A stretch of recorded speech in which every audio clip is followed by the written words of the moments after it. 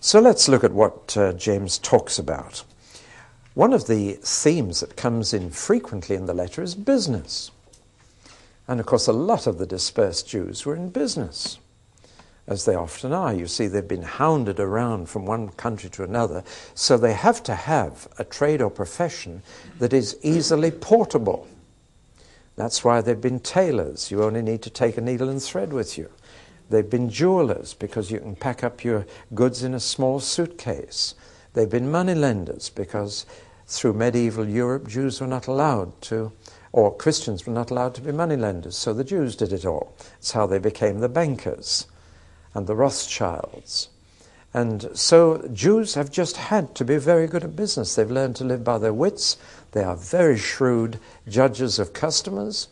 And they are good at business, no question about it. But that has its own snags. Jesus, the Jewish Jesus, said you cannot worship God and mammon. You can't devote yourself to God and money-making at the same time. Now the Pharisees laughed when Jesus said that because they were both rich and religious. But Jesus said it's impossible, and they laughed at him and said he's a penniless beggar anyway. He doesn't know how to make money, so he's just against the rich.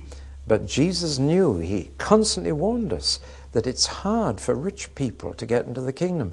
And by New Testament standards, almost every one of us in this room is rich.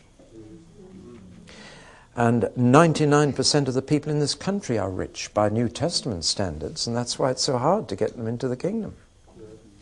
But there are dangers of riches. Money itself can do a lot of good. It's neutral. But the love of money is the root of all kinds of evil, said Paul. And in this little letter, wealth has corrupted some of his readers.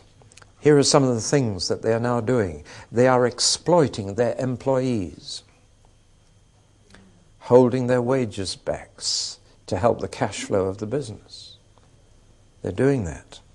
They're indulging themselves and spending money on needless luxuries. They are flattering rich people who come into their assemblies, telling the poor people they can sit at the back, but showing rich people who come to the front seats. Now that's a very subtle thing, but I know churches and fellowships where a few rich people in the fellowship are controlling it, because people are giving a wrong authority to them because they finance so much. And that's a very dangerous position to get into. But some of these fellowships were giving too much attention to the wealthy members, who are no more important than anybody else.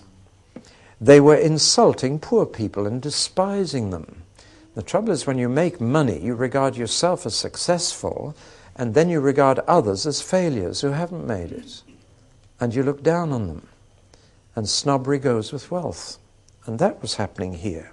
And above all, it was giving them a false security. And that's the worst thing about money. It gives you a false security. Remember the rich fool? I will pull down my barns and build greater.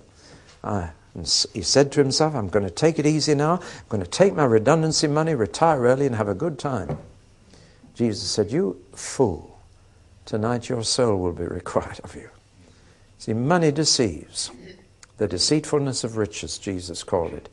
And this was getting into the Jewish believers in the dispersion, because so many of them were in business.